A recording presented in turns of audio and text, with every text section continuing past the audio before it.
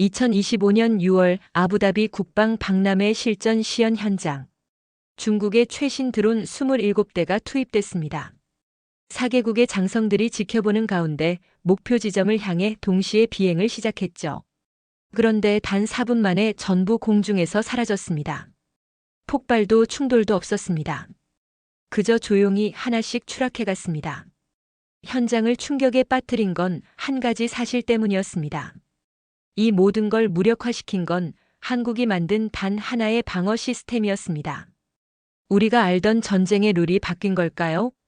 그 작은 나라가 어떻게 세계 최첨단 드론들을 무력화시킬 수 있었을까요? 믿기 어려우시겠지만 그날 이후 중동 무기 시장은 완전히 달라졌습니다. 구독을 눌러주시고 제보를 2번 터치해주세요. 저는 리수메이입니다. 중국 국영 방산기업 홍천방위산업에서 중동 전략을 담당하고 있죠. 12년간 이 시장에서 쌓아온 경험과 실력으로 저는 이 분야에서는 누구에게도 뒤지지 않는다고 자부해왔습니다. 그런데 바로 그날 제 모든 판단이 완전히 틀렸다는 걸 깨닫게 됐습니다. 2024년 2월 아부다비 국제방산전시회. 중동 최대 규모의 방산 박람회였죠. 저희가 준비한 건 최신형 드론 윙룡구, 중국 최고의 기술력이 집약된 자랑스러운 작품이었습니다. 박람회 첫날 아침 저는 자신감에 넘쳐 있었어요. 이번에도 역시 중국이 압도적인 기술력을 보여줄 거라고 확신했거든요. 우리 윙룡구의 성능 수치만 봐도 그랬습니다. 최대 항속거리 7,000km, 최대 고도 13,000m. 어떤 경쟁사도 따라올 수 없는 스펙이었죠. 전시장에 도착하자마자 우리 부스 앞에는 벌써 인파가 몰려 있었습니다. UAE 국방부 차관을 비롯해 사우디, 카타르의 고위 관계자들이 줄지어 서 있었어요. 저는 속으로 미소를 지었습니다. 역시 중국의 위력은 대단하다고요. 오전 10시 드디어 윙룡구의 실전 시연이 시작됐습니다. 사막 한복판에 설치된 대형 스크린에 실시간 영상이 떠올랐어요. 윙룡구가 하늘 위에서 우아하게 비행하며 목표물을 향해 날아가는 모습. 저는 가슴이 뿌듯했습니다. 목표물 타격 성공. 완벽한 명중률을 보여줬죠. 관중들의 박수가 터져나왔습니다. 저는 옆에 있던 부하 직원 왕밍에게 속삭였어요. 이번에도 우리가 1등이야. 다른 나라들은 아예 상대가 안 되지. 왕밍도 고개를 끄덕이며 대답했습니다. 맞습니다, 부장님. 특히 한국 같은 나라들은 우리 발톱의 때만도 못하죠. 그런데 바로 그 순간이었습니다. 시연이 끝나자마자 뭔가 이상한 일이 벌어지기 시작했어요. UAE 국방부 차관이 갑자기 우리 부스를 떠나더니 다른 곳으로 향하기 시작했습니다. 사우디 왕세자의 특사단도 마찬가지였어요. 카타르 국방장관까지도요. 저는 당황스러웠습니다. 우리 시연이 완벽했는데 왜 갑자기 다들 떠나는 거죠? 혹시 뭔가 문제가 있었나 싶어서 부스를 다시 점검해봤지만 별다른 이상은 없었어요. 그런데 더 이상한 건 그들이 향한 곳이었습니다. 전시장 한쪽 구석에 자리 잡은 작은 부스. 다른 부스들에 비해 규모도 작고 화려하지도 않은 곳이었어요. 간판을 보니 한국 업체더군요. 저는 코웃음을 쳤습니다. 한국이라고요. 설마 그런 작은 나라의 기술에 관심을 보인다는 건 아니겠죠. 아마 예의상 둘러보는 정도일 거라고 생각했어요.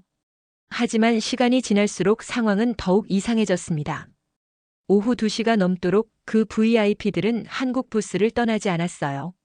그것도 진지한 표정으로 뭔가를 열심히 듣고 있었습니다. 저는 참을 수 없었어요. 직접 가서 확인해 보기로 했습니다. 한국 부스 근처에 가서 귀를 기울여 봤죠. 거기서 들린 건 정말 충격적이었습니다. 한국 담당자가 설명하고 있었어요. 청광이라는 시스템에 대해서요. 드론 방어 시스템이라고 하더군요. 그런데 그 성능이, 아니 그 성능이라고 주장하는 수치가 너무나 놀라웠습니다. 스텔스 드론까지 탐지 가능하다고요. 동시 대응 가능 대수가 30대라고 했어요. 30대요. 우리 윙룡구 같은 최신 드론도 한 번에 30대까지 무력화시킬 수 있다는 뜻이었습니다. 저는 머리가 핑 돌았어요. 설마 그런 게 가능할까요? 한국 같은 나라가 그런 기술을 가지고 있다는 게 믿어지지 않았습니다. 그런데 더 충격적인 건 VIP들의 반응이었어요. 그들은 정말 진지했습니다. UAE 차관이 한국 담당자에게 물어보더군요. 실전 테스트 결과는 어떻습니까? 한국 담당자의 대답이 저를 얼어붙게 만들었습니다. 작년 11월 시리아 국경에서 실시한 테스트에서 27대의 적 드론을 4분 12초 만에 모두 무력화시켰습니다. 4분 12초에 27대요. 저는 귀를 의심했습니다. 그런 게 정말 가능한 일일까요? 사우디 특사가 또 다른 질문을 던졌어요. 중국제 드론에 대한 효과는 어떻습니까? 저는 가슴이 철렁 내려앉았습니다. 우리 윙룡 시리즈를 직접 언급하는 질문이었거든요. 한국 담당자는 자신있게 대답했습니다. 윙룡 시리즈를 포함해 현재 중동에서 운용 중인 모든 드론에 대해 97% 이상의 무력화 성공률을 보장합니다. 97%요. 저는 다리에 힘이 빠지는 걸 느꼈어요. 우리가 자랑하던 윙룡구가 97% 확률로 무력화당한다는 뜻이었습니다. 그 순간 카타르 국방장관이 결정적인 말을 했어요. 실제 시연을 볼 수 있습니까? 한국 측에서는 즉시 답했습니다. 물론입니다. 내일 오후 3시에 실시간 시연을 준비하겠습니다. 저는 그 자리에서 더 이상 들을 수 없었어요. 부스로 돌아가는 발걸음이 무거웠습니다. 왕밍이 제 표정을 보고 물어봤어요. 부장님 무슨 일이십니까? 안색이 좋지 않으신데요. 저는 대답할 수 없었습니다. 설마 한국이 우리보다 앞선 기술을 가지고 있다는 건 아니겠죠? 분명히 과장된 홍보일 거예요. 그렇게 스스로를 달래려 했지만 마음 한구석에서는 불안이 자라나고 있었습니다. 그날 밤 호텔로 돌아간 저는 잠을 이룰 수 없었어요. 계속해서 한국 담당자의 말이 머릿속에 맴돌았습니다. 4분 12초 27대 97%. 이 숫자들이 저를 괴롭혔어요. 혹시 정말일까요? 혹시 우리가 놓친 게 있는 건 아닐까요? 아니면 한국이라는 나라를 너무 얕봤던 건 아닐까요?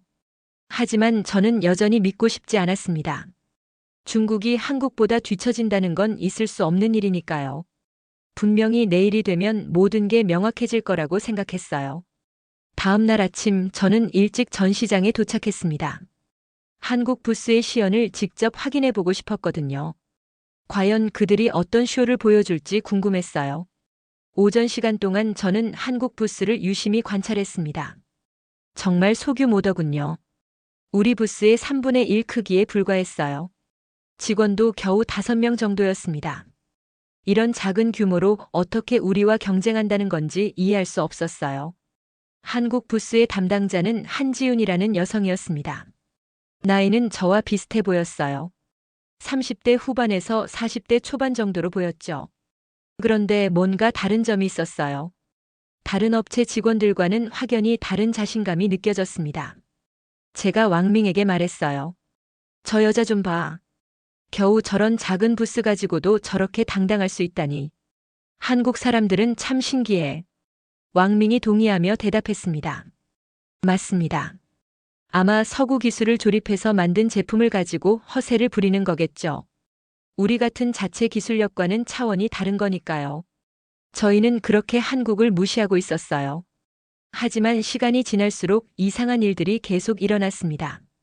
오전 11시쯤 UAE 국방부 장관이 직접 한국 부스에 나타났어요.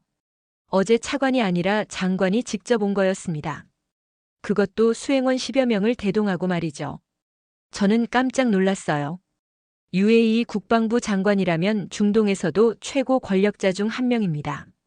그런 분이 한국 부스에 직접 올 이유가 뭘까요? 장관이 한지윤과 대화하는 모습을 멀리서 지켜봤습니다. 30분 넘게 진지한 대화가 이어졌어요. 장관의 표정이 점점 진지해지는 게 보였습니다. 그런데 더 놀라운 일이 벌어졌어요. 12시가 되자 사우디 왕세자의 형 압둘라 왕자가 나타난 거예요. 사우디 왕실에서도 실질적인 국방 정책을 담당하는 인물이죠. 압둘라 왕자는 UAE 장관보다도 더 오랫동안 한국 부스에 머물렀습니다. 1시간이 넘게 설명을 듣고 있었어요. 중간중간 고개를 끄덕이며 감탄하는 모습까지 보였습니다. 저는 점점 불안해졌어요. 이런 최고 위급 인사들이 한국에 이렇게 관심을 보일 리가 없는데요. 분명히 뭔가 특별한 이유가 있을 거예요. 오후 1시 카타르 국방장관까지 나타났습니다. 어제 실제 시연을 요청했던 바로 그 사람이었어요. 그는 한지윤에게 물어봤습니다. 시연 준비는 어떻게 되고 있습니까? 한지윤이 자신있게 대답했어요. 모든 준비가 완료됐습니다. 오후 3시에 시작하겠습니다. 저는 더 이상 참을 수 없었어요. 왕밍에게 지시했습니다. 다른 직원들한테 연락해서 모두 3시에 한국 시연을 보러 가자고 해. 뭘 보여주는지 확인해 봐야겠어. 왕밍이 의외라는 표정을 지었어요. 부장님, 굳이 그럴 필요가 있을까요? 어차피 우리보다 못할 텐데요. 저는 단호하게 말했습니다. 적을 알고 나를 알아야 백전백승이라고 했잖아. 한번 보자고. 사실 저는 한국의 기술이 우리보다 뛰어날 거라고는 전혀 생각하지 않았어요. 다만 이렇게 많은 VIP들이 관심을 보이는 이유가 뭔지 궁금했을 뿐이었죠. 오후 3시가 되자 전시장 밖 시연장에 사람들이 모여들기 시작했습니다. 평소 시연보다 훨씬 많은 인파였어요. 중동 각국의 국방 관계자들이 거의 다 온 것 같았습니다. 저희도 뒤쪽에 자리를 잡고 앉았어요.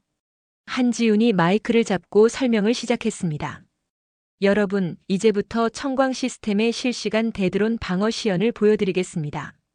오늘 표적으로 사용할 드론은 총 15대입니다. 다양한 종류의 드론을 준비했습니다. 15대요. 저는 코웃음을 쳤어요. 겨우 15대 가지고 뭘 보여준다는 건지. 우리 윙룡구 시연에서는 한 번에 50대도 운용해 봤는데요. 하지만 한지윤의 다음 말이 저를 놀라게 했습니다. 이 중에는 중국제 윙룡 7 모델 3대, 러시아제 오리온 모델 4대, 그리고 이스라엘제 헤론 모델 2대가 포함되어 있습니다. 실제 군용 드론들을 표적으로 사용한다는 뜻이었어요. 단순한 표적용 드론이 아니라 실전에서 사용되는 진짜 군용 드론들을요. 시연이 시작됐습니다. 대형 스크린에 드론들이 하나씩 나타나기 시작했어요. 15대의 드론이 각각 다른 방향에서 목표 지점을 향해 날아오고 있었습니다. 그런데 뭔가 이상했어요. 청광 시스템에서는 아무런 반응이 없었거든요. 드론들이 점점 가까워지는데도 별다른 움직임이 보이지 않았어요. 저는 속으로 생각했습니다. 역시 허세였구나. 막상 실전에서는 제대로 작동하지 않는 거야. 그런데 바로 그 순간이었습니다. 갑자기 스크린 위에 드론들이 하나둘씩 추락하기 시작했어요. 소리도 없이, 폭발도 없이 그냥 갑자기 떨어지는 거였습니다. 처음에는 1대, 그 다음에는 3대, 그리고 5대. 마치 도미노가 쓰러지듯이 연쇄적으로 떨어지고 있었어요. 불과 2분도 안 되는 시간에 10대가 무력화됐습니다. 관중석에서 탄성이 터져 나왔어요. 저도 모르게 입을 벌리고 있었습니다. 이런 방식의 드론 무력화는 처음 봤거든요. 남은 5대의 드론도 마찬가지였어요. 추가로 1분 30초 만에 모두 떨어졌습니다. 총 소요 시간 3분 27초. 15대의 군용 드론이 단 3분 반 만에 모두 무력화된 거였어요. 그것도 총알 한 발, 미사일 한 기 사용하지 않고 말입니다. 완전히 조용하고 깔끔하게 끝났어요. 저는 충격을 받았습니다. 이런 기술이 정말 존재한다는 게 믿어지지 않았어요. 어떻게 소리도 없이 드론을 무력화시킬 수 있을까요? 한지윤이 마이크로 설명했습니다. 청광 시스템은 전자기 펄스를 이용해 드론의 전자 시스템을 무력화시킵니다. 물리적 파괴가 아닌 전자적 무력화이기 때문에 완전히 조용하고 깔끔합니다. 또한 오작동 없이 정확히 드론만을 타겟팅할 수 있습니다. 관중들이 박수를 치기 시작했어요. 하지만 저는 박수를 칠 수 없었습니다. 머리가 복잡했거든요. UAE 장관이 질문했습니다. 동시에 몇 대까지 대응 가능합니까? 한지윤의 대답이 저를 더욱 놀라게 했어요. 현재 시스템으로는 30대까지 동시 대응이 가능합니다. 내년에 출시될 차세대 모델은 50대까지 가능할 예정입니다. 50대요. 우리가 자랑하던 드론 편대 공격도 무력화시킬 수 있다는 뜻이었습니다. 사우디 압둘라 왕자가 또 다른 질문을 던졌어요. 중국제 윙룡 시리즈에 대한 대응 능력은 어떻습니까? 한지윤이 자신있게 대답했습니다. 윙룡 시리즈는 이미 충분히 테스트했습니다. 윙용 7부터 최신 윙용 10까지 모든 모델에 대해 100% 무력화 성공률을 기록하고 있습니다. 100%요? 저는 귀를 의심했어요. 우리 최신 모델인 윙용 10도 완전히 무력화시킬 수 있다는 뜻이었습니다. 시연이 끝나고 VIP들이 한국 부스로 몰려갔어요. 우리 부스는 완전히 한산해졌습니다. 오전까지만 해도 사람들로 북적였는데 이제는 텅 비어 있었어요. 저는 왕밍에게 말했습니다. 일단 부스로 돌아가자. 회의를 해야겠어. 돌아가는 길에 왕밍이 말했어요. 부장님, 뭔가 이상하지 않나요? 어떻게 한국 같은 나라가 우리보다 앞선 기술을 가질 수 있을까요? 저도 같은 생각이었어요. 하지만 방금 본 시연은 명백한 현실이었습니다. 더 이상 부정할 수 없었어요. 부스에 돌아온 저는 다른 직원들과 긴급 회의를 열었습니다. 모두들 당황한 기색이 역력했어요. 기술팀장 리펑이 말했습니다. 부장님, 저희도 전자기 펄스 기술을 연구하고 있지만 저 정도 수준은 아닙니다. 적어도 5년은 더 연구해야 할 것 같은데요. 5년이요. 그 말은 우리가 한국보다 5년은 뒤처져 있다는 뜻이었습니다. 영업팀장 장웨이도 우울한 표정으로 말했어요. 고객들 반응이 심상치 않습니다. 벌써 몇 군데서 계약 재검토를 언급하고 있어요. 저는 머리가 지끈거렸습니다. 이런 상황은 처음이었거든요. 항상 우리가 1등이었는데 갑자기 이런 상황이 벌어지다니. 그날 저녁 저는 혼자서 생각에 잠겼어요. 정말 한국이 우리보다 앞선 기술을 가지고 있는 걸까요? 아니면 뭔가 다른 이유가 있는 걸까요? 하지만 오늘 본 시연은 분명히 실제였습니다. 15대의 군용 드론이 3분 반 만에 모두 무력화됐어요. 그것도 우리 윙용 7 모델까지 포함해서요. 저는 처음으로 한국이라는 나라에 대해 진지하게 생각해 보기 시작했습니다. 과연 우리가 놓친 것이 무엇일까요? 그날 밤 호텔 방에서 저는 잠을 이룰 수 없었습니다. 낮에 본 시연이 계속 머릿속을 맴돌았거든요. 한국의 청광 시스템이 보여준 성능은 정말 충격적이었어요. 새벽 3시가 넘어서야 간신히 잠들었는데 아침 7시에 왕밍의 전화로 깨어났습니다. 부장님, 큰일 났습니다. UAE 측에서 연락이 왔는데 오늘 오후에 추가 미팅을 하자고 합니다. 뭔가 중대한 발표가 있을 것 같다고 하네요. 저는 불길한 예감이 들었어요. 어제 한국 시연을 본 후 UAE의 태도가 완전히 달라졌거든요. 전시장에 도착하니 분위기가 심상치 않았습니다. 한국 부스는 어제보다도 더 많은 사람들로 붐비고 있었어요. 반면 우리 부스는 한산했습니다. 오전 중에 저는 우리 정보 담당자 천하오에게 지시했어요. 한국 청광 시스템에 대한 자세한 정보를 구해와. 어떤 방법을 써서라도 기술 세부 사항을 알아내야 해. 천하오는 경험이 많은 정보 수집 전문가였습니다. 그는 오후가 되기 전에 놀라운 정보를 가져왔어요. 부장님, 한국 내부 소식통을 통해 청광 시스템의 기술 사양서 일부를 입수했습니다. 천하오가 건넨 자료를 보는 순간 저는 말문이 막혔습니다. 청광 시스템의 실제 성능은 어제 시연에서 본 것보다 훨씬 더 놀라웠거든요. 탐지 범위가 반경 25km였어요. 우리 최신 레이더보다도 더 넓은 범위였습니다. 게다가 스텔스 드론 탐지율이 93%라고 나와 있었어요. 93%요. 저는 눈을 의심했습니다.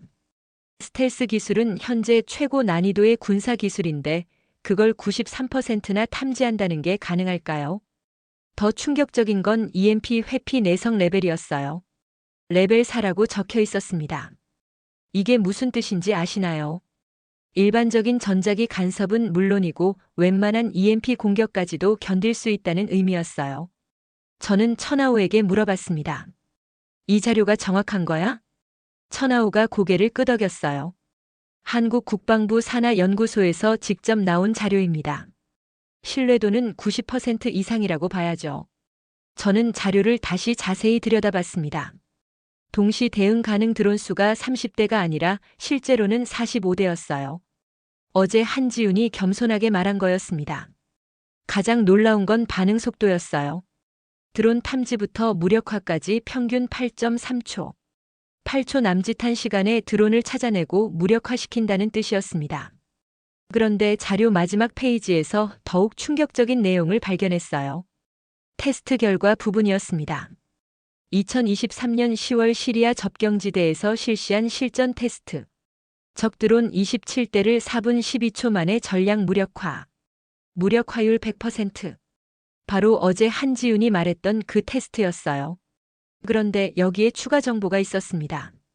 테스트 대상 드론 중 중국제 윙룡 시리즈 12대, 러시아제 오리온 시리즈 8대, 이란제 샤헤드 시리즈 7대 포함. 우리 윙룡 시리즈가 12대나 포함되어 있었던 거예요. 그것도 모두 100% 무력화됐다고 나와 있었습니다. 저는 머리가 어지러웠어요. 이런 성능이 정말 가능한 건가요? 한국이라는 나라가 언제부터 이런 기술을 가지게 된 걸까요? 천하오가 말했습니다. 부장님, 더 충격적인 소식이 있습니다. 한국이 이 기술을 개발한 기간이 고작 3년이라고 해요. 3년요. 저는 귀를 의심했습니다. 이런 고도의 기술을 3년 만에 개발했다는 뜻인가요? 우리는 비슷한 기술을 10년 넘게 연구하고 있는데도 아직 이 수준에 못 미치거든요. 어떻게 한국이 3년 만에 이런 성과를 낼 수 있었을까요? 천하오가 자료를 넘기며 설명했어요. 핵심은 AI 기술의 활용이라고 합니다. 한국이 AI 반도체와 소프트웨어 기술을 군사용으로 전환한 거죠. 특히 삼성과 SK 하이닉스의 반도체 기술이 큰 역할을 했다고 해요. 삼성, SK 하이닉스요. 저도 잘 아는 회사들이었어요. 하지만 그들이 민간 기술을 군사용으로 이렇게 빠르게 전환할 수 있다는 건 몰랐습니다. 더 놀라운 건 한국의 개발 방식이었어요. 정부 주도가 아니라 민간 기업들이 주도적으로 참여했다는 거였습니다. 대기업들이 자발적으로 기술과 자본을 투자했다고 해요. 저는 자료를 보면서 점점 불안해졌어요. 이런 기술을 가진 한국과 어떻게 경쟁한다는 건가요? 우리 윙룡 시리즈는 이제 무용지물이 되는 건 아닐까요? 그때 왕밍이 급하게 달려왔습니다. 부장님, UAE 국방부에서 연락 왔습니다. 오후 4시에 중요한 발표가 있다고 해요. 모든 방산업체 관계자들이 참석하라고 합니다. 저는 가슴이 철렁 내려앉았어요. 무슨 발표일까요? 설마 한국과 계약을 체결한다는 건 아니겠죠? 오후 4시 전시장 메인홀에 각국 방산업체 관계자들이 모였습니다. UAE 국방부 장관이 직접 나와서 발표를 시작했어요. 여러분, 오늘 중요한 발표를 드리겠습니다. UAE는 차세대 방공 시스템 도입을 위해 한국의 청광 시스템을 도입하기로 결정했습니다. 장관의 말이 끝나자마자 회장이 술렁거렸어요. 저는 머리가 하얘졌습니다. 결국 최악의 시나리오가 현실이 된 거였어요. 장관이 계속 말했습니다. 청광 시스템의 우수한 성능과 실전 검증된 능력을 고려할 때 이것이 최선의 선택이라고 판단했습니다. 계약 규모는 15억 달러이며 내년부터 단계적으로 도입할 예정입니다. 15억 달러요. 어마어마한 규모의 계약이었습니다. 우리가 5년간 UAE에서 올린 매출과 비슷한 수준이었어요. 더 충격적인 건 장관의 다음 말이었습니다. 앞으로 UAE는 공격용 드론보다는 방어 시스템에 더 많은 투자를 할 계획입니다. 전쟁을 일으키는 무기보다는 전쟁을 막는 무기가 더 중요하다고 생각합니다. 전쟁을 막는 무기요. 그 말이 제 가슴을 깊이 찔렀습니다. 우리는 지금까지 공격용 무기만 만들어 왔거든요. 어떻게 하면 더 강력하게 적을 공격할 수 있을까만 생각했어요. 하지만 한국은 달랐습니다. 공격하는 무기가 아니라 방어하는 무기를 만들었어요. 전쟁을 일으키는 게 아니라 전쟁을 막는 기술을 개발한 거였죠. 발표가 끝나고 저는 멍하니 자리에 앉아 있었어요. 옆에서 왕밍이 걱정스럽게 말했습니다. 부장님 괜찮으세요? 안색이 너무 안 좋으신데요. 저는 대답할 수 없었어요. 지금까지 제가 가졌던 모든 확신이 무너지고 있었거든요. 중국이 최고라고 믿었던 것, 한국은 우리보다 못하다고 생각했던 것, 모든 게 틀렸다는 걸 깨달았어요. 그날 저녁 호텔로 돌아가는 길에 저는 계속 생각했습니다. 과연 우리가 무엇을 놓쳤을까요? 한국은 언제부터 이렇게 발전한 걸까요? 그리고 가장 중요한 질문. 앞으로 우리는 어떻게 해야 할까요? 이대로 손 놓고 있을 수는 없잖아요. 하지만 한 가지는 분명했습니다. 더 이상 한국을 무시할 수는 없다는 거였어요. 그들은 우리가 생각했던 것보다 훨씬 더 앞서 있었습니다. 그리고 우리가 미처 깨닫지 못한 새로운 방향으로 나아가고 있었어요. 공격이 아닌 방어, 파괴가 아닌 보호. 완전히 다른 철학으로 무기를 만들고 있었던 거죠. 저는 그날 밤 처음으로 제 자신에게 정직하게 물어봤습니다. 과연 우리가 옳은 길을 가고 있는 걸까요? 아니면 한국이 보여준 새로운 길이 더 올바른 건 아닐까요? 아부다비에서 돌아온 다음 주 중국 상하이 본사는 완전히 뒤집어졌습니다. UAE 계약 실패 소식이 전해지자마자 긴급 임원회의가 소집됐어요. 회의실에 들어서는 순간부터 분위기가 살벌했습니다. 장웨이빈 부사장이 저를 날카롭게 쳐다보며 말했어요. 리수메이, 도대체 아부다비에서 무슨 일이 있었던 거야? 15억 달러 계약이 그냥 날아갔다고. 저는 최대한 객관적으로 상황을 설명했습니다. 한국의 청광 시스템 시연, 압도적인 성능, 그리고 UAE의 최종 결정까지요. 하지만 장 부사장의 반응은 예상했던 것과 달랐어요. 한국? 그깟 한국이 우리를 이겼다는 말이야? 말도 안 되는 소리 하지 마. 분명히 뒤에 미국이나 유럽 기술이 있을 거야. 저는 천천히 대답했습니다. 부사장님, 제가 직접 확인해 본 결과 순수 한국 기술입니다. 삼성과 SK 하이닉스의 반도체 기술을 기반으로 한 자체 개발이에요. 기술이사 리자오밍이 끼어들었어요. 그럴 리가 없어. 우리도 10년 넘게 EMP 기술을 연구하고 있는데 한국이 3년 만에 우리를 앞선다는 건 불가능해. 저는 아부다비에서 가져온 기술 자료를 테이블 위에 펼쳤습니다. 여기 증거가 있습니다. 청광 시스템의 실제 성능 데이터예요. 스텔스 드론 탐지율 93%, 동시 대응 45대, 반응 속도 8.3초입니다. 회의실이 조용해졌어요. 임원들이 자료를 넘겨보며 충격을 받는 게 보였습니다. 하지만 장 부사장은 여전히 인정하려 하지 않았어요. 이런 자료는 얼마든지 조작할 수 있어. 실제로는 허풍의 가능성이 높다고. 한국 같은 나라가 우리보다 나을 리 없어. 저는 점점 답답해졌습니다. 현실을 받아들이려 하지 않는 이런 태도로는 문제 해결이 불가능했거든요. 그때 영업본부장 천룽이 심각한 표정으로 말했어요. 부사장님, 상황이 생각보다 심각합니다. UAE뿐만 아니라 다른 중동 국가들도 흔들리고 있어요. 무슨 소리야? 사우디에서 연락이 왔습니다. 기존 윙용구 도입 계획을 재검토하겠다고 해요. 한국 시스템도 함께 검토해보겠다는 겁니다. 장 부사장의 얼굴이 굳어졌어요. 카타르는 어때? 카타르도 마찬가지입니다. 계약서에 서명하기로 했던 것을 일단 보류한다고 통보해왔어요. 회의실의 분위기가 더욱 무거워졌습니다. UAE 하나만의 문제가 아니었어요. 전체 중동 시장이 흔들리고 있었던 거죠. 저는 조심스럽게 의견을 말했습니다. 제 생각에는 우리도 방어 시스템 개발에 투자해야 할 것 같습니다. 시장의 흐름이 공격용에서 방어용으로 바뀌고 있어요. 하지만 장 부사장은 단호하게 고개를 저었어요. 방어는 약자나 하는 짓이야. 우리는 중국이다. 세계 최강의 공격력으로 승부해야 해. 리자오밍도 동조했습니다. 맞습니다. 방어 시스템은 소극적인 무기예요. 우리는 적극적으로 공격할 수 있는 무기를 만들어야 합니다. 저는 속이 타들어갔어요. 이런 시대착오적인 사고방식으로는 한국을 따라잡을 수 없었거든요. 하지만 제가 더 말할 수는 없었어요.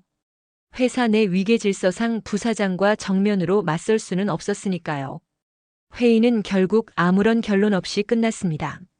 장 부사장은 마지막에 이렇게 말했어요. 일단 지켜보자. 한국 시스템이 정말 그렇게 뛰어난지 시간이 증명해 줄 거야. 아마 곧 문제점들이 드러날 거다. 회의가 끝나고 저는 제 사무실로 돌아왔어요. 창밖을 바라보며 깊은 한숨을 쉬었습니다. 이런 식으로는 안 되겠다는 생각이 들었어요. 그날 오후 더 충격적인 소식이 들려왔습니다. 천룽이 급하게 달려와서 말했어요. 수메이, 큰일 났어. 사우디 왕세자 직속 무기검토단에서 공문이 왔어. 어떤 내용이야? 중국산 드론의 전면적인 재검토를 실시하겠다는 내용이야. 한국 청광 시스템에 대응할 수 있는 새로운 기능이 추가되기 전까지는 도입을 보류한다고 해. 저는 머리가 핑 돌았어요. 사우디는 우리의 최대 고객 중 하나였거든요. 연간 매출의 30% 이상을 차지하는 중요한 시장이었어요. 그뿐만이 아니었습니다. 이틀 후에는 요단에서도 비슷한 연락이 왔어요. 일주일 후에는 이집트에서도 계약 재검토 통보가 들어왔습니다. 한국의 청광 시스템이 마치 전염병처럼 중동 전체로 퍼져나가고 있었어요. 우리 드론에 대한 불신이 급속도로 커지고 있었습니다. 저는 이 상황을 어떻게든 타개해 보려고 했어요. 기술팀과 함께 대응 방안을 연구하기 시작했습니다. 하지만 현실은 쉽지 않았어요. 청광 시스템의 EMP 공격에 대응하려면 드론의 전자 시스템을 완전히 재설계해야 했거든요. 최소 2년은 걸릴 작업이었습니다. 그 사이에 한국은 더욱 발전할 거예요. 우리가 따라잡는 동안 그들은 더 멀리 나아가겠죠. 한 달이 지나자 상황은 더욱 심각해졌습니다. 우리 회사의 중동 매출이 전년 대비 60%나 줄어들었어요.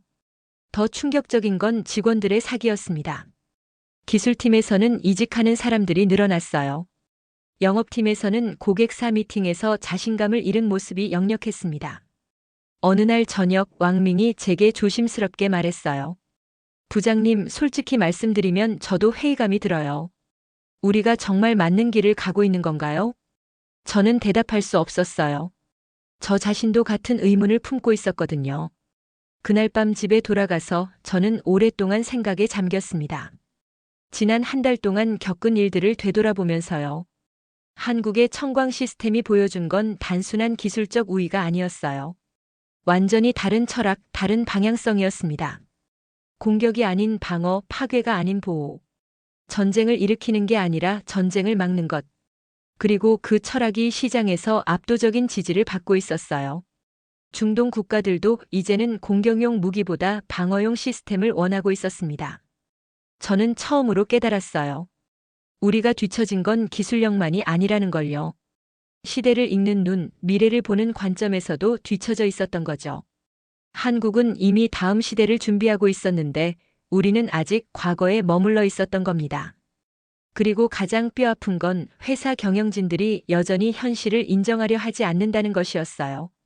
한국을 무시하고 상황을 축소하려고만 했습니다. 이런 식으로는 절대 문제를 해결할 수 없었어요. 더 늦기 전에 변화해야 했습니다. 아부다비에서의 충격이 채가 시기도 전에 더 큰 충격이 저를 기다리고 있었습니다. 그것도 가장 예상치 못한 방식으로요. 그 일이 일어난 건 4월 중순이었어요. 두바이에서 열린 중동 방산 컨퍼런스에 참석했을 때였습니다. 매년 열리는 이 컨퍼런스는 중동 각국의 국방 관계자들과 글로벌 방산업체들이 모이는 중요한 행사였죠. 저는 사우디 국방부 조달본 부장과의 미팅을 위해 호텔 로비에서 기다리고 있었어요. 그런데 갑자기 익숙한 목소리가 들려왔습니다. 마르쿠스 안데르센이 맞나요? 저는 깜짝 놀라서 돌아봤어요. 그 목소리의 주인은 바로 마르쿠스였습니다. 3년 전까지 제가 연인 관계였던 덴마크 출신의 군사기술 전문가였어요. 마르쿠스는 원래 유럽의 한방산업체에서 일하고 있었는데 갑자기 두바이에서 만나게 되다니 정말 놀라웠습니다. 수메이, 정말 오랜만이네요. 여기서 만날 줄은 몰랐어요. 저도 놀란 기색을 감추지 못했어요. 마르쿠스, 당신은 여기서 뭘 하고 있는 거예요? 덴마크 회사를 그만뒀다고 들었는데. 마르쿠스가 조금 어색한 표정을 지으며 대답했어요. 아, 네. 새로운 프로젝트에 참여하게 되었어요. 말하자면 컨설팅 업무 같은 것이죠. 저는 뭔가 이상함을 느꼈어요. 마르쿠스의 말투가 평소와 다르게 조심스러웠거든요. 마치 뭔가 숨기고 있는 것 같았어요. 어떤 프로젝트인데요? 글쎄요, 아직 말씀드리기는 좀 그렇고. 기회가 되면 나중에 얘기해 드릴게요. 그때 마르쿠스의 휴대폰이 울렸어요. 전화를 받는 그의 표정이 급하게 변했습니다. 수메이, 미안해요. 급한 일이 생겨서 먼저 가봐야겠어요. 나중에 연락드릴게요. 마르쿠스가 서둘러 사라진 후 저는 묘한 기분이 들었어요. 뭔가 석연치 않은 부분이 있었거든요. 그날 오후 사우디 관계자와의 미팅이 있었는데 그 자리에서 더욱 놀라운 얘기를 듣게 됐어요. 사우디 조달본 부장 압둘라 알 사우드가 조심스럽게 말했습니다. 리 부장님, 솔직히 말씀드리면 저희가 지금 다른 옵션도 검토하고 있습니다. 다른 옵션이라고 하시면 한국 쪽과도 협의를 진행하고 있어요. 청광 시스템 말고 다른 분야에서도 협력 가능성을 타진하고 있습니다. 저는 가슴이 철렁 내려앉았어요. 사우디가 한국과 직접 협상을 하고 있다는 뜻이었습니다. 어떤 분야에서요? 차세대 드론 기술 공동 개발입니다. 한국의 AI 기술과 우리의 자금을 결합해서 새로운 무기 체계를 만들겠다는 계획이에요. 저는 말문이 막혔어요. 사우디가 우리를 버리고 한국과 손을 잡으려 한다는 뜻이었습니다. 언제부터 그런 계획이 있었던 건가요? 2달 전부터 비밀리에 논의해 왔어요. 아직 초기 단계이지만 양쪽 모두 긍정적으로 검토하고 있습니다. 저는 충격을 받았어요. 2달 전이라면 아부다비 전시회 직후였습니다. 한국의 청광 시스템을 본 후 바로 접촉을 시작한 거였어요. 미팅이 끝나고 호텔로 돌아가는 길에 저는 복잡한 심정이었습니다. 사우디가 한국과 협상한다는 사실도 충격이었지만 더 충격적인 건 마르쿠스와의 우연한 만남이었어요. 혹시 마르쿠스도 이 일과 연관이 있는 건 아닐까요? 그의 어색한 태도가 계속 신경 쓰였습니다. 그날 저녁 저는 현지 정보원을 통해 조사를 의뢰했어요. 마르쿠스가 두바이에서 무엇을 하고 있는지 알아보고 싶었거든요. 이틀 후 충격적인 결과가 나왔습니다. 마르쿠스는 한국 방산업체의 중동 기술 고문으로 일하고 있었어요. 그것도 한지훈이 있는 바로 그 회사에서요. 저는 머리가 핑 돌았어요. 마르쿠스가 한국 편에 서 있다는 뜻이었습니다. 과거 연인이었던 사람이 지금은 경쟁사에서 일하고 있었던 거죠. 더 충격적인 건 그가 담당하고 있는 업무였어요. 한국의 군사 기술을 중동 지역에 맞게 맞춤화하는 작업이었습니다. 바로 우리가 10여 년간 해왔던 일을 한국 편에서 하고 있었던 거예요. 그날 밤 저는 잠을 이룰 수 없었어요. 배신감과 분노 그리고 좌절감이 뒤섞여 있었습니다. 마르쿠스와 헤어진 건 제 선택이었어요. 당시 저는 중국인으로서의 자부심이 강했고 서양 남성과의 관계에 부담을 느꼈거든요. 하지만 지금 이런 식으로 다시 만나게 될 줄은 몰랐어요. 다음 날 아침 더욱 놀라운 소식을 들었습니다. 호텔 카페에서 우연히 목격한 장면이었어요. 한지훈이 사우디 왕실 관계자들과 조찬 미팅을 하고 있었던 거예요. 그것도 마르쿠스와 함께 말이죠. 저는 멀리서 그 광경을 지켜봤습니다. 한지훈은 자신감 넘치는 표정으로 무언가를 설명하고 있었어요. 사우디 관계자들은 진지한 표정으로 듣고 있었고요. 그 순간 저는 깨달았습니다. 이게 단순한 우연이 아니라는 걸요. 한국이 체계적으로 전략적으로 중동 시장을 공략하고 있었던 거예요.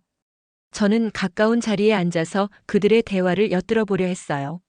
하지만 거리가 너무 멀어서 자세한 내용은 들리지 않았습니다. 다만 한 가지는 확실했어요. 한지훈의 프레젠테이션이 매우 전문적이고 체계적이라는 것이었습니다. 자료도 완벽하게 준비되어 있었고 질문에 대한 답변도 즉석에서 명확하게 하고 있었어요. 미팅이 끝나고 사우디 관계자들이 먼저 떠났습니다. 한지훈과 마르쿠스는 잠시 남아서 대화를 나눴어요. 저는 용기를 내어 그들에게 다가갔습니다. 더 이상 모른 척할 수 없었거든요. 안녕하세요, 한지훈 대리님. 아부다비에서 뵌 중국 홍천 방위산업의 리수메이입니다. 한지훈이 놀란 표정으로 저를 바라봤어요. 아, 리수메이 부장님. 여기서 뵙게 되다니 반갑습니다. 마르쿠스도 당황한 기색이 역력했어요. 자신이 저와 아는 사이라는 걸 한지훈에게 말하지 않았던 모양이었습니다. 저는 의도적으로 마르쿠스를 먼저 인사했어요. 마르쿠스, 어제 인사도 제대로 못했네요. 한국 회사에서 일한다고 하던데 한지훈 대리님과 함께 일하는 건가요? 마르쿠스가 어색하게 대답했습니다. 아, 네. 그렇습니다. 기술 컨설팅을 담당하고 있어요. 한지훈이 저희 사이의 미묘한 분위기를 눈치챘는지 물어봤어요. 혹시 두 분이 아는 사이세요? 저는 담담하게 대답했습니다. 예, 예전에 알던 사이예요. 오랜만에 만났네요. 한지훈이 고개를 끄덕이며 말했어요. 그렇군요. 세상 참 좁네요. 저는 본론으로 들어갔습니다. 방금 사우디 관계자들과 미팅하시는 걸 봤는데 어떤 내용이었나요? 한지윤이 잠시 망설이다가 대답했어요. 공개할 수 있는 범위에서만 말씀드리면 기술 협력에 관한 논의였습니다. 저는 더 구체적으로 물어봤어요. 혹시 중국 기술과의 경쟁에 대해서도 얘기하셨나요? 한지윤의 표정이 조금 굳어졌어요. 리 부장님, 솔직히 말씀드리면 저희는 경쟁한다고 생각하지 않아요. 추구하는 방향이 다르니까요. 추구하는 방향이 다르다고요? 네. 저희는 공격용 무기가 아닌 방어용 시스템에 집중하고 있어요. 전쟁을 일으키는 기술이 아니라 전쟁을 막는 기술 말이죠. 그 말이 제 가슴을 찔렀습니다. 바로 며칠 전 UAE 장관이 했던 말과 똑같았거든요. 마르쿠스가 조심스럽게 말을 이었어요. 수메이 시대가 바뀌고 있어요. 이제는 누가 더 강한 무기를 만드느냐가 아니라 누가 더 효과적으로 평화를 지킬 수 있느냐가 중요해졌어요. 저는 복잡한 감정이 들었어요. 마르쿠스의 말이 틀리지 않다는 걸 알면서도 인정하고 싶지 않았거든요. 하지만 한국도 결국 무기를 만드는 건 마찬가지 아닌가요? 한지윤이 고개를 저으며 말했어요. 무기의 목적이 다르면 무기의 성격도 달라집니다. 공격하기 위한 무기와 지키기 위한 무기는 근본적으로 다른 철학에서 나와요. 저는 그 말을 곱씹어 봤습니다. 정말 그럴까요? 무기는 결국 무기인데 목적에 따라 성격이 달라질 수 있을까요? 마르쿠스가 더 구체적으로 설명했어요. 청광 시스템을 보세요. 적을 파괴하는 게 아니라 무력화시켜요. 최소한의 피해로 최대한의 효과를 내는 거죠. 이건 완전히 다른 접근법이에요. 저는 그제야 깨달았습니다. 한국이 추구하는 건 단순한 기술적 우위가 아니었어요. 완전히 다른 무기 철학, 다른 안보 개념이었습니다. 대화가 끝나고 헤어지면서 한지윤이 저에게 명함을 건넸어요. 리 부장님, 혹시 관심이 있으시면 연락 주세요. 저희도 중국과의 협력 가능성을 열어두고 있어요. 협력이라고요? 네. 경쟁보다는 협력이 더 의미 있는 일이라고 생각해요. 함께 평화를 지키는 기술을 만들어 나갈 수 있다면 좋겠어요. 저는 명함을 받으며 복잡한 기분이었어요. 한지윤의 제안이 진심인지 아니면 그냥 예의상 하는 말인지 판단하기 어려웠거든요. 그날 밤 호텔 방에서 저는 오랫동안 생각에 잠겼습니다. 마르쿠스와의 재회, 한지윤과의 만남, 그리고 사우디의 배신. 모든 것이 너무 빠르게 변하고 있었어요. 제가 10여 년간 쌓아온 중동에서의 입지가 순식간에 흔들리고 있었습니다. 하지만 가장 충격적인 건 마르쿠스의 변화였어요. 3년 전 그와 헤어질 때 그는 전통적인 군사기술 전문가였거든요. 더 강한 무기, 더 정확한 타격, 더 큰 파괴력을 추구하는 사람이었어요. 그런데 지금은 완전히 달라져 있었습니다. 평화를 지키는 기술, 최소한의 피해, 방어 중심의 사고. 한국에서 일하면서 그의 철학도 바뀐 거였어요. 저는 문득 궁금해졌습니다. 한국이라는 나라는 도대체 어떤 곳일까요? 사람들의 생각까지 바꿔놓을 수 있는 그런 힘이 있는 건 아닐까요? 그리고 더 중요한 질문. 과연 제가 지금까지 옳다고 믿어왔던 것들이 정말 옳은 걸까요? 아니면 한국이 보여주는 새로운 길이 더 올바른 방향인 걸까요? 그날 밤 저는 처음으로 제 자신에 대해 근본적인 의문을 품게 되었습니다. 그리고 그 의문은 앞으로 제 인생을 완전히 바꿔놓을 거였어요. 마르쿠스와 한지윤을 만난 후 저는 며칠 동안 잠을 제대로 이루지 못했습니다. 계속해서 같은 질문이 머릿속을 맴돌았거든요. 도대체 언제부터 제가 한국을 이렇게 무시하게 된 걸까요? 어느 날 새벽 문득 오래된 기억이 떠올랐습니다. 제가 8살 때 일이었어요. 아버지가 병원 침대에 누워 계시던 그날의 기억이요. 1992년 겨울이었습니다. 아버지 리젠권은 중국 인민해방군 육군 소령이셨어요. 한국 전쟁 참전 용사이기도 하셨죠. 하지만 전쟁 중에 입은 부상 때문에 평생 고생하셨습니다. 그날 아버지는 다리 수술을 받으신 후였어요. 마취에서 깨어나시자마자 저를 부르셨습니다. 수메이야, 아빠 곁에 와서 앉아라. 저는 아버지 침대 옆 의자에 앉았어요. 아버지의 얼굴은 고통으로 일그러져 있었지만 눈빛만은 또렷했습니다. 수메이야, 아빠가 너한테 중요한 얘기를 해줄게. 네, 아빠. 아빠가 젊었을 때 한국이라는 나라에 갔었단다. 전쟁 때문에 말이야. 저는 고개를 끄덕였어요. 아버지가 군인이라는 건 알고 있었지만 구체적인 얘기는 처음 들었거든요. 그 나라 사람들은 너무 약했어. 자기들끼리는 싸우지도 못하고 미국한테 도움을 청해야만 했단다. 아버지의 목소리에는 묘한 감정이 섞여 있었어요. 우리가 도와주지 않았다면 한국은 진작 없어졌을 거야. 그런데도 고마워할 줄 모르더라. 저는 어린 마음에 궁금했어요. 아빠, 그럼 한국 사람들이 나쁜 사람들이에요? 아버지가 잠시 망설이시더니 대답하셨어요. 나쁘다기보다는 약한 거지. 항상 누군가에게 의존해야 하는 나라야. 지금도 미국 없이는 아무것도 못해. 그때 아버지가 다리를 움직이시려다가 아픔의 신음을 내뱉으셨어요. 아빠, 괜찮으세요? 괜찮다. 이것도 한국 때문에 생긴 상처야. 그 나라 때문에 아빠가 평생 고생하고 있는 거란다.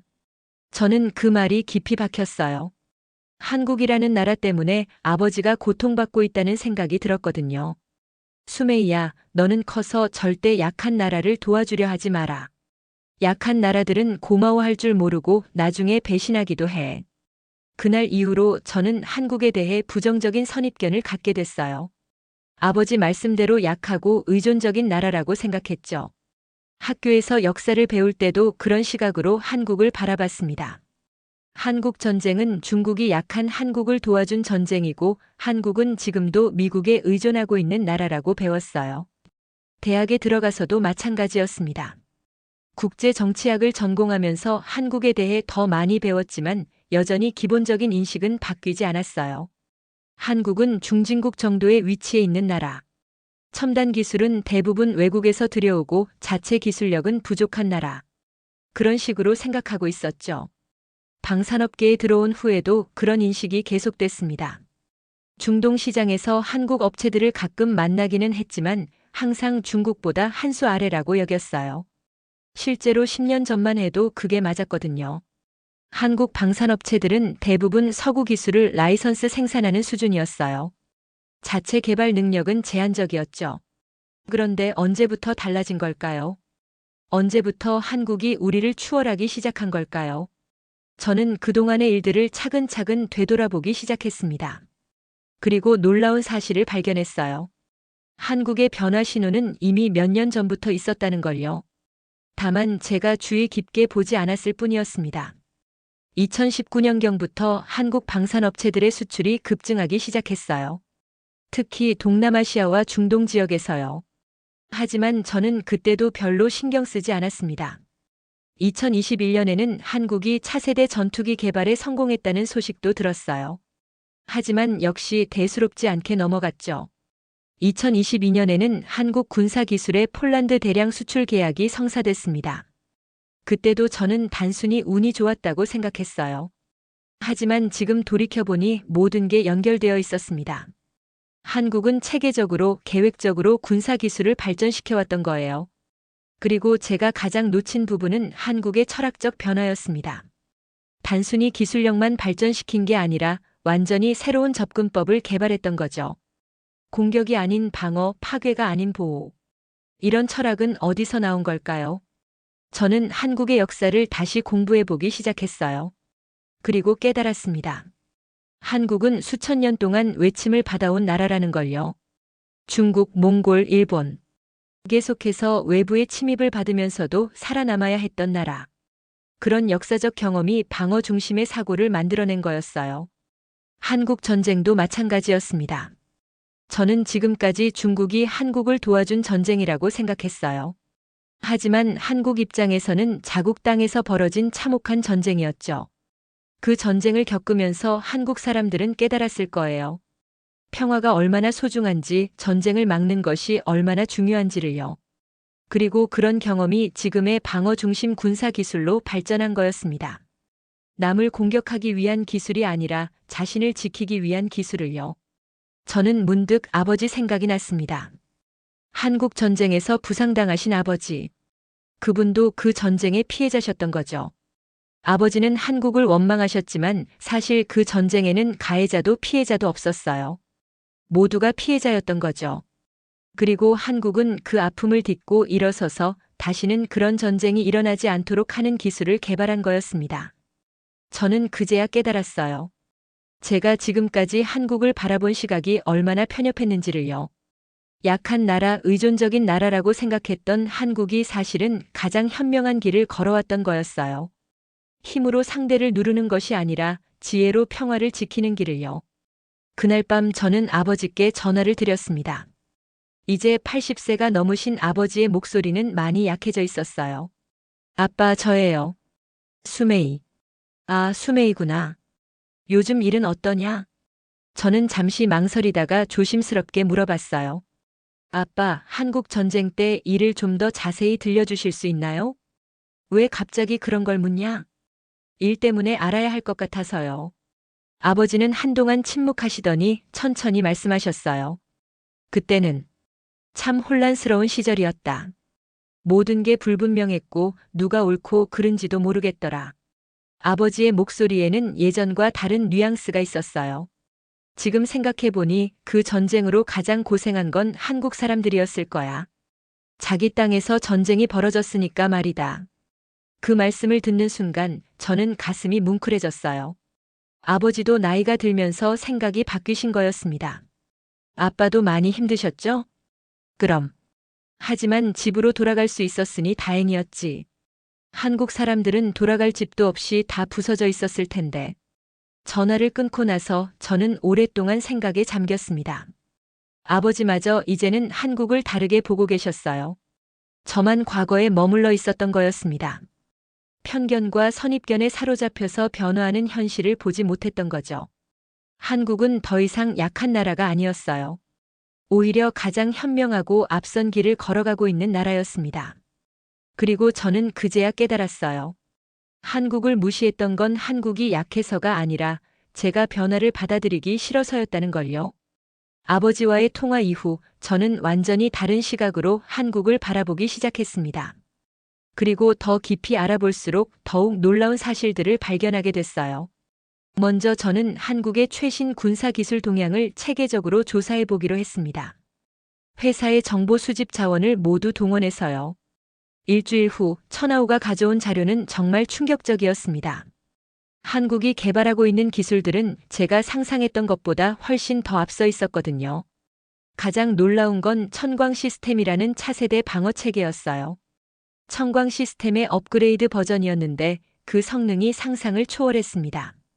동시 대응 가능 드론 수가 100대였어요. 100대요. 현재 어떤 나라도 한 번에 100대의 드론을 운용할 수 없는데 한국은 그 모든 걸 동시에 무력화시킬 수 있다는 뜻이었습니다. 더 놀라운 건 EMP 제거형 기능이었어요. 기존의 EMP 방어가 아니라 EMP 자체를 제거하는 기술이었습니다. 적이 EMP 공격을 해와도 그 전자기파를 무효화시켜버리는 거죠. 천하우가 설명했어요. 부장님, 이건 단순한 방어 기술이 아닙니다. 전자전 환경 자체를 통제하는 기술이에요. 전자전 환경을 통제한다고요? 네. 특정 지역의 모든 전자기 신호를 모니터링하고 조작할 수 있다는 뜻입니다. 적의 통신을 차단하거나 레이더를 무력화시키거나 심지어 유도 미사일까지도 길을 잃게 만들 수 있어요. 저는 소름이 돋았어요. 그런 기술이 실제로 가능한 일인가요? 전쟁의 판도를 완전히 바꿔놓을 수 있는 혁명적인 기술이었습니다. 하지만 더 놀라운 건 이 기술의 활용 방향이었어요. 공격용이 아니라 완전히 방어용으로 설계되어 있었거든요. 자료를 보니 천광 시스템은 적의 공격을 무력화시키는 데만 사용될 수 있도록 프로그래밍되어 있었어요. 역으로 공격에 사용하는 건 구조적으로 불가능했습니다. 저는 이런 설계 철학이 놀라웠어요. 강력한 기술을 가지고 있으면서도 그걸 공격용으로 사용하지 않겠다는 의지가 담겨 있었거든요. 또 다른 놀라운 기술은 경량화된 시스템이었습니다. 기존 천광 시스템은 고정식이었는데 천광 시스템은 이동식으로 제작되고 있었어요. 트럭 한 대에 실어서 어디든 이동할 수 있는 크기였습니다. 필요한 곳에 신속하게 배치해서 즉시 방어망을 구축할 수 있는 거죠. 하지만 가장 혁신적인 부분은 AI 자율학습 기능이었어요. 시스템이 스스로 새로운 위협을 학습하고 대응 방법을 개발할 수 있다는 거였습니다. 천하우가 자료를 넘기며 설명했어요. 한국이 개발한 AI 알고리즘은 실시간으로 적의 전술을 분석하고 최적의 대응법을 찾아냅니다. 심지어 이전에 본 적 없는 새로운 형태의 공격에도 몇 초 만에 대응할 수 있어요. 저는 숨이 막혔어요. 그런 수준의 AI 기술을 군사용으로 활용한다는 게 가능한 일인가요? 더 충격적인 건 유지 비용이었습니다. 천광 시스템의 연간 운영비는 우리 윙룡구 드론 편대의 절반도 안 됐어요. 왜 그렇게 저렴한지 알아보니 한국의 반도체 기술 덕분이었습니다. 삼성과 SK 하이닉스가 개발한 고효율 칩을 사용해서 전력 소모를 최소화했던 거예요. 저는 점점 절망스러워졌어요. 성능은 압도적으로 뛰어나면서 비용은 더 저렴하다니 이런 기술과 어떻게 경쟁한다는 건가요? 하지만 가장 충격적인 건 따로 있었습니다. 한국이 이 기술을 수출할 때의 조건이었어요. 구매국은 반드시 방어 목적으로만 사용해야 했어요. 공격용으로 사용하는 게 발각되면 즉시 기술 지원이 중단되고 시스템도 원격으로 무력화될 수 있었습니다. 제시도행 계속 편집. 더 놀라운 건 구매국들이 이런 조건을 기꺼이 받아들이고 있다는 사실이었어요. 사우디, UAE, 카타르 모두 한국의 조건에 동의했습니다. 저는 이해할 수 없었어요. 왜 주권 국가들이 이런 제약을 받아들이는 건가요? 천하우가 설명했습니다. 부장님, 중동 국가들의 인식이 바뀌고 있어요. 이제는 공격 능력보다 방어 능력이 더 중요하다고 생각하고 있습니다. 왜요? 최근 몇 년간 드론 공격이 급증했잖아요. 이란의 대리 세력들이 사우디 석유 시설을 공격하고 후티 반군이 UAE를 타격하고 이런 상황에서는 공격 무기보다 방어 시스템이 더 절실해요. 저는 그제야 깨달았어요. 중동의 안보 환경이 완전히 바뀌었다는 걸요. 과거에는 국가 대 국가의 대규모 전쟁을 대비했다면 이제는 소규모 테러 공격에 대응해야 하는 시대가 된 거였습니다. 그리고 이런 위협에는 공격용 무기보다 방어용 시스템이 더 효과적이었어요. 한국은 이런 시대 변화를 가장 먼저 읽어낸 거였습니다. 그리고 그에 맞는 기술을 선제적으로 개발한 거죠. 저는 더 자세한 정보를 얻기 위해 외교 라인을 통해 추가 조사를 의뢰했어요. 그 결과 더욱 놀라운 사실들이 밝혀졌습니다. 한국은 천광 시스템을 단순한 무기가 아니라 평화 유지 도구로 포지셔닝하고 있었어요. UN 평화유지군에게도 기술 지원을 제공하겠다고 제안한 상태였습니다. 또한 아프리카의 분쟁 지역에 인도적 목적으로 시스템을 배치하는 방안도 검토하고 있었어요. 민간인 보호를 위한 방어막을 구축하겠다는 거였죠. 저는 이런 접근법이 매우 영리하다고 생각했어요. 무기를 팔면서도 평화라는 대의명분을 얻을 수 있으니까요. 하지만 더 깊이 들여다보니 이게 단순한 마케팅 전략이 아니라는 걸 깨달았습니다. 한국 정부와 방산업체들이 정말로 평화 유지에 관심을 가지고 있었어요. 한국의 방산 수출 정책을 보면 그걸 알 수 있어요. 분쟁 지역이나 인권 탄압 국가에는 절대 무기를 수출하지 않았습니다. 아무리 큰 돈을 제시해도 거절했어요. 이런 원칙 때문에 단기적으로는 손실을 보기도 했지만 장기적으로는 신뢰를 얻었습니다. 한국제 무기는 평화를 위한 무기라는 인식이 퍼진 거죠. 저는 우리 회사의 수출 정책과 비교해 봤어요. 우리는 돈만 주면 누구에게든 팔았습니다. 그 무기가 어떻게 사용될지는 신경 쓰지 않았어요. 한국과는 완전히 다른 접근법이었습니다. 우리는 단기 이익을 추구했고 한국은 장기 신뢰를 쌓아갔던 거죠. 그리고 그 차이가 지금의 결과를 만들어낸 거였어요. 중동 국가들이 한국을 선택하는 이유가 단순히 기술력 때문만은 아니었던 거죠. 신뢰, 안정성, 평화에 대한 의지. 이런 것들이 더 중요한 요소였습니다. 저는 점점 깨달았어요. 지금까지 제가 생각했던 무기 산업의 패러다임이 완전히 바뀌고 있다는 걸요. 과거에는 누가 더 강한 무기를 만드느냐가 중요했다면 이제는 누가 더 현명한 무기를 만드느냐가 중요해진 거였습니다. 그리고 한국이 바로 그 현명한 무기의 선두주자였어요. 며칠 후 저는 더욱 충격적인 소식을 듣게 됐습니다.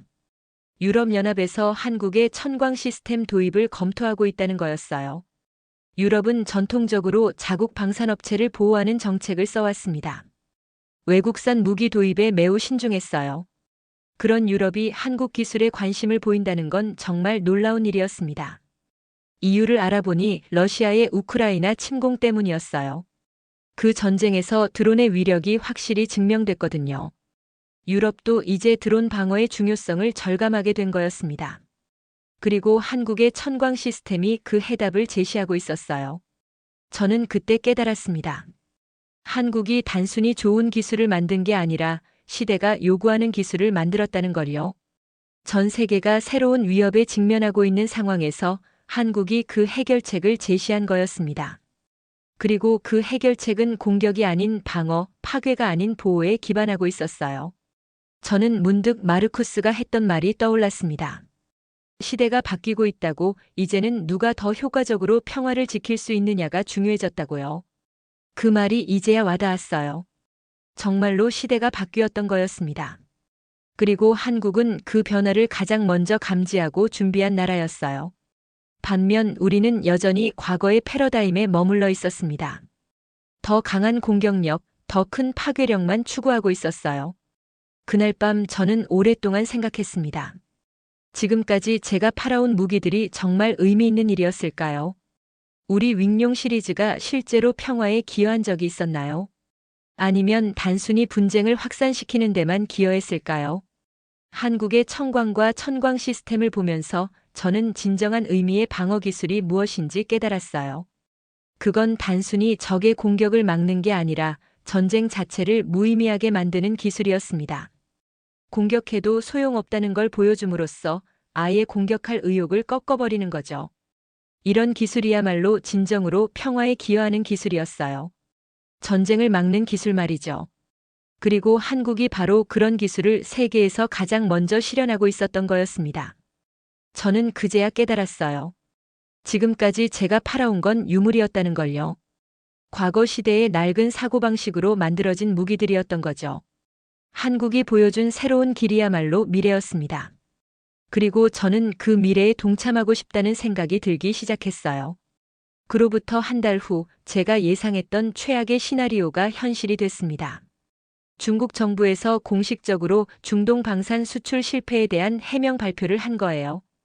2024년 6월 15일 베이징에서 열린 정부 브리핑에서 국방부 대변인이 발표했습니다. 최근 중동 지역에서의 일부 계약 지연은 정치적 요인에 의한 것이며 우리의 기술력과는 무관합니다. 중국의 군사 기술은 여전히 세계 최고 수준을 유지하고 있습니다. 하지만 업계 사람들은 모두 알고 있었어요. 이게 체면을 세우기 위한 변명이라는 걸요. 실제로는 한국에게 완전히 밀린 거였거든요. 그 발표 이후 저희 회사 분위기는 완전히 침체됐습니다. 직원들의 사기는 바닥으로 떨어졌고 이직하는 사람들이 줄을 이었어요. 장웨이빈 부사장은 여전히 현실을 인정하려 하지 않았습니다. 임원회의에서 그는 이렇게 말했어요. 이건 일시적인 현상이야. 곧 중동 국가들도 한국 기술의 한계를 깨닫게 될 거다. 그때 다시 우리에게 돌아올 거야. 하지만 리자오밍 기술이사는 다른 의견이었어요. 부사장님, 현실을 받아들여야 합니다. 한국의 기술력이 우리를 앞서고 있어요. 우리도 방향을 바꿔야 할 때입니다. 방향을 바꾸다니 무슨 소리야? 방어 중심의 기술 개발로 전환하는 거죠. 공격용 드론만 고집할 게 아니라 방어 시스템도 함께 개발해야 합니다. 하지만 장 부사장은 단호하게 거부했어요. 절대 안 돼. 중국이 방어나 하고 앉아 있을 순 없어.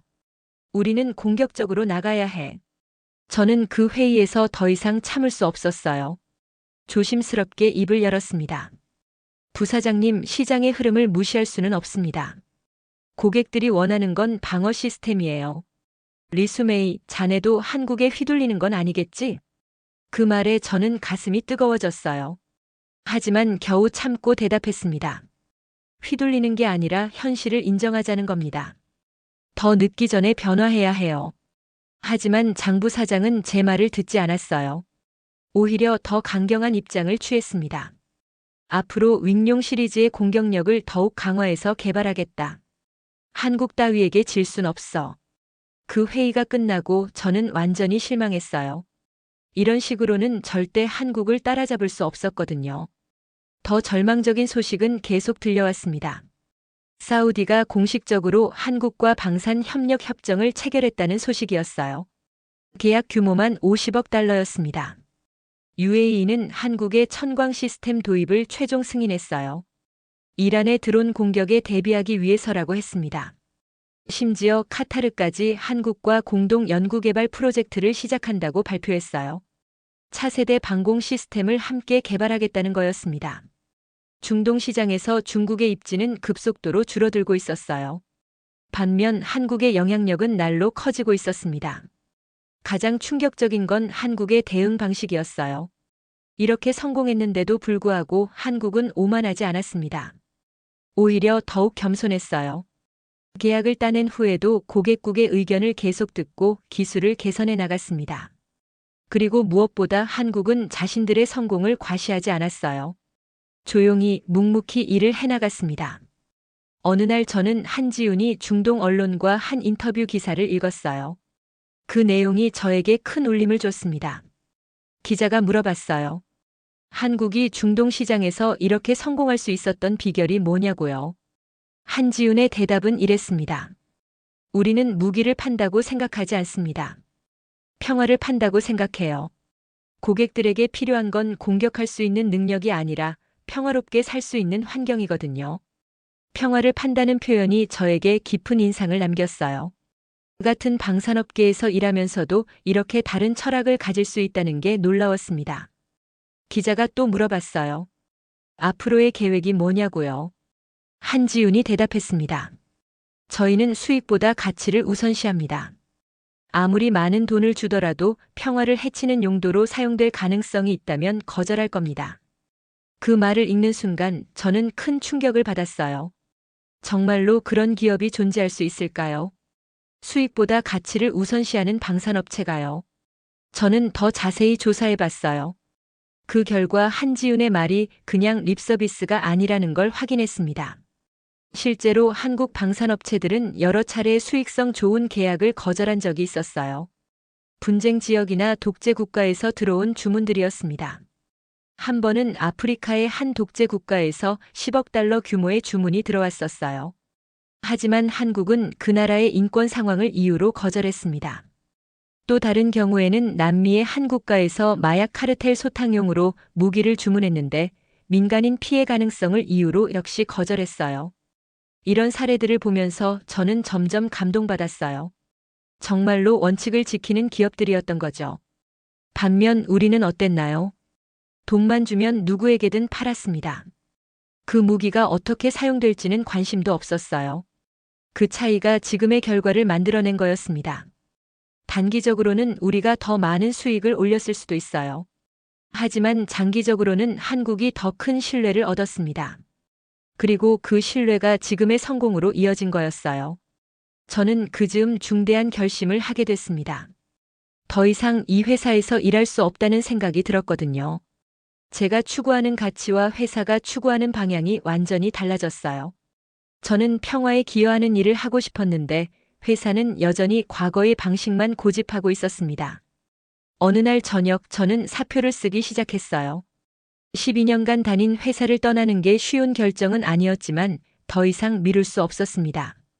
사표를 쓰면서 저는 눈물이 났어요. 아버지의 상처로 시작된 한국에 대한 편견, 그리고 그 편견을 깨는 데 걸린 긴 시간들이 주마등처럼 지나갔습니다. 사표를 제출한 후 저는 마지막으로 한 가지 일을 더 했어요. 한지훈에게 이메일을 보낸 거였습니다. 한지훈 대리님께 안녕하세요. 두바이에서 배웠던 중국 홍천 방위산업의 리수메이입니다. 오늘 회사에 사표를 제출했습니다. 더 이상 제가 추구하는 가치와 맞지 않는 일을 계속할 수 없었거든요. 처음 아부다비에서 청광 시스템을 봤을 때 저는 단순히 우수한 기술이라고만 생각했습니다. 하지만 지금은 압니다. 그것이 기술을 넘어선 철학이었다는 걸요. 당신이 말했던 기술은 무기의 철학이다라는 말을 이제 이해합니다. 한국이 보여준 건 단순한 기술적 우위가 아니라 완전히 다른 세계관이었어요. 전쟁을 일으키는 기술이 아니라 전쟁을 막는 기술. 파괴하는 힘이 아니라 보호하는 힘. 그런 철학이 진정한 강함이라는 걸 깨달았습니다. 저도 다시 시작해보고 싶습니다. 평화에 기여하는 일을, 정말 의미 있는 일을 하고 싶어요. 혹시 기회가 된다면 저도 그런 일에 동참할 수 있을까요? 리수메이 올림. 이메일을 보내고 나서 저는 홀가분했어요. 마침내 과거와 결별하고 새로운 시작을 할 수 있게 된 거였으니까요. 한국이 저에게 가르쳐 준 건 기술을 넘어선 것이었어요. 진정한 강함이 무엇인지, 진정한 성공이 무엇인지를 보여줬습니다. 그리고 무엇보다 변화할 수 있는 용기를 줬어요. 과거의 편견을 버리고 새로운 미래를 향해 나아갈 수 있는 용기를요. 이제 저의 새로운 여정이 시작됩니다. 한국에서 배운 지혜를 바탕으로 정말 의미 있는 일을 해나가고 싶어요. 전쟁을 막는 기술, 평화를 지키는 힘. 그런 것들을 만들어가는데 기여하고 싶습니다. 중국은 무너졌지만 한국은 무기를 팔지 않고 평화를 팔았습니다.